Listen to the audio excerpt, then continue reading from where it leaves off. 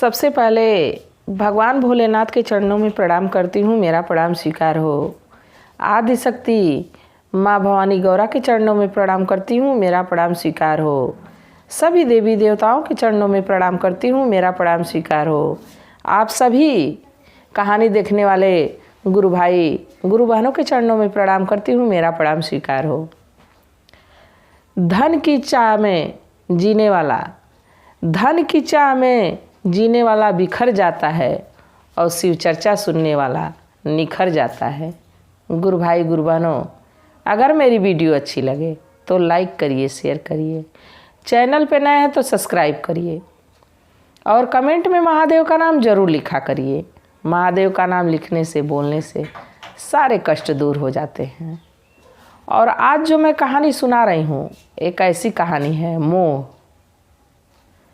ये जो मोह होता है अपने परिवार से, धन से, किसी भी चीज़ से मोह, या कोई हम पशु ही पाल रखे हैं उससे भी मोह हो जाती है, उससे भी प्रेम हो जाता है। कोई पक्षी ही पाल रखे हैं उससे भी प्रेम हो जाता है। ये मोह ऐसी चीज़ है कि जिस चीज़ पे आ जाए उसको अपने आप से दूर करने में बड़ा कष्ट होता है। तो कहानी मोह पे है आधारित। कहानी को पूरा सुनिएगा और कहानी के बारे में तभी पता चलता है जब कहानी को पूरी सुनी जाए। तो जब महादेव की ही कथा है, शिव की ही कहानियाँ हैं, तो इसको तो पूरा ही सुनना चाहिए। और पूरा सुनने के बाद गुरु भाई गुरु बहनों कमेंट करके ज़रूर बताया करिए और लाइक तो कर ही दिया करिए। आप लोग वीडियो देख के चले जाते हैं, एक लाइक करते नहीं हैं, तो लाइक ज़रूर किया करिए। एक गुरु बहिना थी और एक गुरु भैया थे। वो दोनों लोग महादेव के भक्त थे। महादेव की कृपा से सब कुछ भगवान का दिया हुआ था। ठीक से जीवन जीने की सारी सुविधा उन लोग के पास उपलब्ध थी। किसी चीज़ की कोई दिक्कत नहीं थी। और दिक्कत परेशानी थोड़ी बहुत तो सबके जीवन में आती जाती रहती है। तो दोनों बड़े खुश थे। उन लोग का एक पुत्र भी था। पुत्र अभी छोटा था। गुरु बहिना उसको खाना बनाती तो पास लेके बैठ के बनाती, कोई भी काम करती तो साथ लिए रहती। अब धीरे धीरे बच्चा बड़ा होने लगा, चलने लगा। जब चलने लगा तो खेलने जाता, सारा काम छोड़ के जब तक खेलता गुरु बहिना उसका ध्यान देती कि बच्चा खेलने कहीं चोट चपेट ना लग जाए। अपने बच्चे से बड़ा मोह था, बड़ा प्रेम था। अब धीरे धीरे समय चलता रहा। अब बच्चा 5 साल का हो गया, अब विद्यालय जाने लायक हो गया। अब गुरु भैया कहे कि इसका विद्यालय में एडमिशन करवा दिया जाए, कम से कम पढ़ेगा, कुछ ज्ञान बुद्धि आएगी।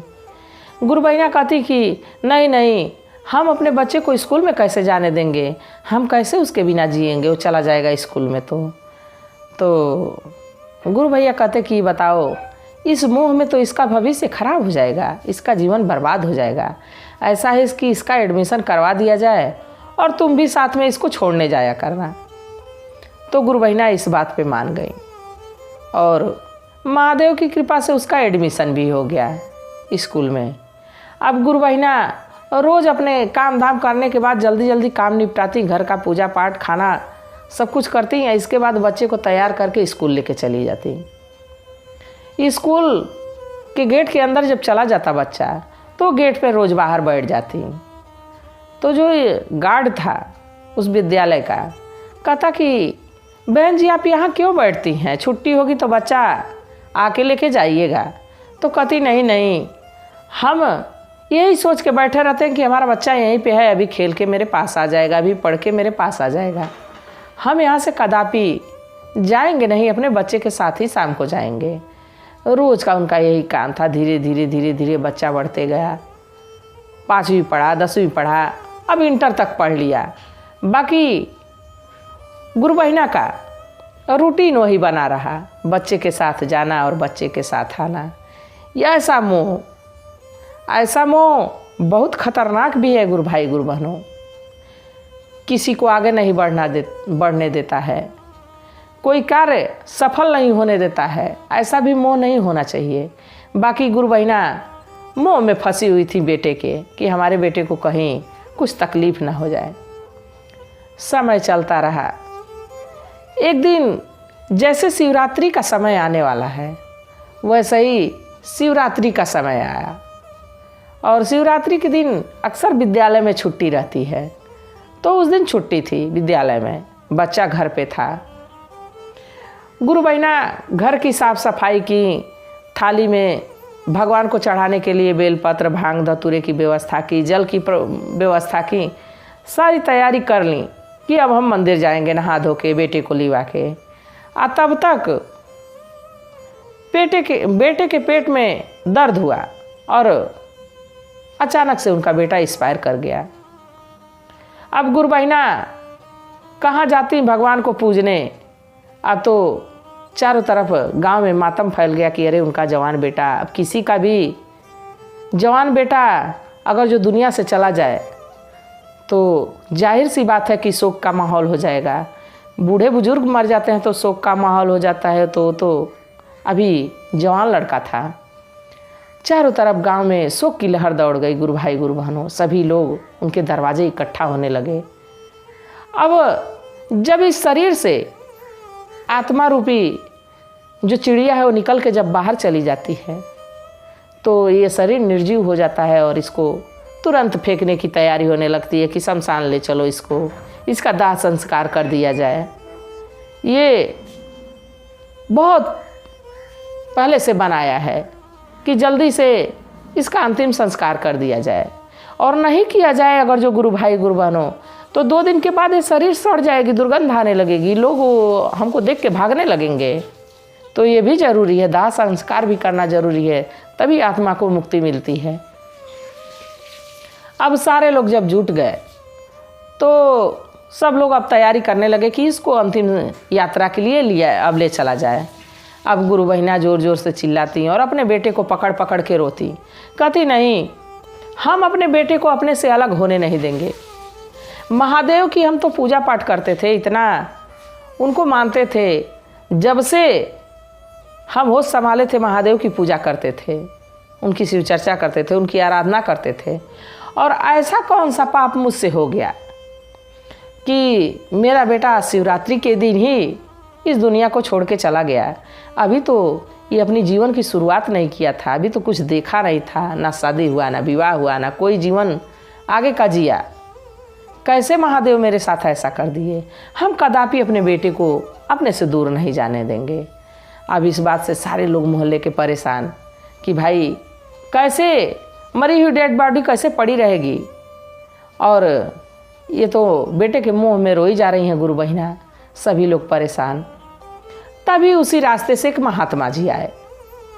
महात्मा जी कहे कि ऐसा नहीं करना चाहिए बिटिया, तुमको अपने बेटे का मोह त्याग देना चाहिए और इसको अंतिम यात्रा के लिए जाने देना चाहिए, क्योंकि जो पृथ्वी पे आया है सबको एक ना एक दिन जाना है। कोई बचपने में चला जाता है, कोई जवानी में चला जाता है और कोई बुढ़ापे में चला जाता है। तो ये ऊपर वाला का इंसाफ है, जितने दिन के लिए आया था उसकी समय पूरा हो गया और चला गया, इसको जाने दो। तो गुरु बहिना कही नहीं नहीं महात्मा जी, मैं नहीं जाने दूंगी। तो महात्मा जी कहे कि तुम अपने आप से विचार कर लो, तुम तो शिव की शिष्या हो, कि जाने देना चाहिए कि नहीं जाने देना चाहिए। तब गुरु बहिना कहीं कि हम महादेव से ही पूछेंगे, रोज़ दया मांगते हैं, उनसे बात करते हैं, रोज़ उनकी चर्चा करते हैं, रोज़ नमः शिवाय का जाप करते हैं। अब तो हम उन्हीं से पूछेंगे कि हम अपने बेटे को क्या करें, कैसे हम अपने बेटे से मोह छुड़ाएं। तो महात्मा जी कहे कि भगवान तो हर जगह पे हैं, पर सब यही कहते हैं कि भगवान का वास कैलाश पर्वत पे है। तो कही कि जब तक मैं कैलाश पर्वत से लौट के ना आ जाऊँ, हमारे पुत्र की शरीर को कोई टच नहीं करेगा, कोई हिलाएगा नहीं, कोई उठाएगा नहीं। अब यही प्रण करके और गुरु बहिना कैलाश पर्वत के लिए निकल गई। चलते चलते भगवान की ऐसी महिमा कि देखिए, लोग कहता है कि भगवान कहाँ मिलते हैं, भगवान जब चाहे जहाँ मिल जाते हैं। अब उनकी निष्ठा थी कि हमको भगवान से मिलना ही है। जाते जाते कुछ दूर पे उनको लगा कि खूब बड़ा सा पहाड़ है और पहाड़ की चोटी पे चढ़ रही हैं। तब तक देखी कि माँ पार्वती या महादेव बैठे हुए हैं, मुस्कुरा रहे हैं। तो गुरु बहिना जब महादेव को देखी तो फूट फूट के रोने लगी, कहीं कि महादेव क्या हमसे गलती हो गई कि हमारे पुत्र को आप छीन लिए। आपको जरा सी हमारे पे दया नहीं आई कि हम कितना अपने बेटे से प्रेम करते हैं। महादेव कहे कि देखो शिष्या, उसका समय, उसका जीवन इतना ही था, वो इतना ही दिन के लिए तुम्हारे पास गया था, तुमको खुशियाँ देने, तुमको उसका प्यार दुलार तुम देखी और तुम्हारा वो देखा, बस इतने दिन के लिए गया था। अब उसका समय सीमा वहाँ से समाप्त हो गया है। तो कही कि भले हमारा प्राण हर लीजिए पर हमारे पुत्र को जीवित कर दीजिए। तो महादेव कहे कि नहीं, अभी तो तुम्हारा आजीवन शेष है, अभी तुम्हें बहुत कुछ करना है, बहुत कुछ देखना है। और उसका जीवन समाप्त हो चुका था तो वो चला गया। तो वो जिद करने लगी, कहीं नहीं, मैं अभी यहीं कैलाश पर्वत पे ही अपना प्राण त्याग दूंगी। तो जब वो फूट फूट के रोने लगी तब माँ पार्वती को देख नहीं गया। माँ पार्वती महादेव से लगी अब विनती करने। तो देखिए गुरु भाई गुरु बहनों, जब माँ पार्वती लग जाए सिफारिश में कि महादेव को झुकना ही पड़ जाता है, तो महादेव कहे कि ठीक है, तुम जाओ अपने पूरे गांव में घूमना और पूछना कि जिसके घर अगर जो कोई नहीं मरा रहेगा उसके घर से तुम भिक्षा मांग कर लेके आना, और वो भिक्षा जब तुम मेरे पास लेके आओगी तो तुम्हारा पुत्र जीवित हो जाएगा। तो वो जो गुरु बहिना बड़ी प्रसन्न हुई, कहीं कि ठीक है, ये कौन सी बड़ी बात है, मैं जाती हूँ। और वहाँ से महादेव को माँ पार्वती को प्रणाम की और चल दी। जब आई अपने घर तो सब लोग ऐसे बैठ के इंतज़ार कर रहे थे, बेटा की डेड बॉडी ऐसे पड़ी है। अब गुरु बहिना गांव में घूम घूम के भिक्षा मांगने लगी, कहीं कि हमको भिक्षा दे दीजिए, बाकी आपके घर कोई मरा नहीं होना चाहिए। तो गुरु भाई गुरु बहनों, सबके घर, हमारी कितनी पीढ़ियां बीत चुकी हैं, सबके घर तो कोई ना कोई मरा है। ऐसा तो है नहीं कि किसी के घर कोई मरा नहीं है। अब इस तरह गांव में किसी के घर उनको भिक्षा मिली ही नहीं, सबके घर कोई ना कोई मरा था। जब सबके घर से मांगते मांगते गुरु बहिना थक गई, किसी घर भिक्षा नहीं मिली, तो वापस अपने घर आई और महात्मा जी से कहीं कि महात्मा जी, महादेव तो कहें कि जाइए किसी के घर से भिक्षा ले आइए जिसके घर कोई ना मरा हो। तो महात्मा जी समझाए, कहे कि बिटिया यही तो बात है कि ये ऐसी नियति है कि ये दुख सब पे पड़ता है। किसी की माँ मर जाती है, किसी के बाप मर जाते हैं, किसी के बहन मर जाती है, किसी का भाई मर जाता है। तो ये तो हमेशा चलने वाली चीज़ है। जैसे हम खेत में फसल लगा दिए तो फसल की बुआई हम कर दिए, पौधा तैयार हो गया, उसकी सिंचाई करने लगे, उसकी गुड़ाई करने लगे, उसमें खाद पानी देने लगे। जब फसल पक के तैयार हो जाती है तो कटाई के लिए तैयार हो जाती है, काटना ही पड़ता है। कितना हो फसल देखने में सुंदर लगे तो उसको काटना ही पड़ जाता है। तो ऐसे ही महादेव का भी एक नियम है, जो पृथ्वी पे आया है, हम हो, तुम हो, या ये गांव समाज के लोग हों, जिस दिन समय सीमा समाप्त हो जाएगी उस दिन हमको जाना ही पड़ेगा। तो गुरु बहिना के तब समझ में आया कि ये मोह त्यागने से ही काम चलेगा। तब उनके बेटे को सारे लोग लेके गए और दाह संस्कार किए। तो गुरु बहिना आगे चल के उनको इतना बुद्धि ज्ञान आ गया कि आगे चल के बहुत ज़्यादा शिव चर्चा की और शिव लोक को गई। तो देखिए गुरु भाई गुरु बहनों, ये मोह जो होता है ना, हमको जकड़ के रखता है परिवार के प्रति। किसी से अगर जो हमारा लगाव हो जाता है तो ऐसा मोह पकड़ लेता है कि उसको हम सोचते हैं कि हमसे अलग ना हो। बाकी ये नियति नहीं है, जो नियति ऊपर वाले लिखे हैं उसको तो होना ही है। चाहे हम कितना सर पटक लें, कितना छटपटा लें, वो तो होके ही रहता है। तो समय से और भगवान की नियति के आगे हमेशा सिर झुका लेना चाहिए। प्रभु कहते हैं ना कि तू करता वही है जो तू चाहता है और मैं करता वही हूँ जो मैं चाहता हूँ। तो तू कर वही जो मैं चाहता हूँ, फिर होगा वही जो तू चाहता है। तो गुरु भाई गुरु बहनों, वीडियो कैसी लगी, हमारी कहानी कैसी लगी, ज़रूर बताइएगा। इसी के साथ हर हर महादेव।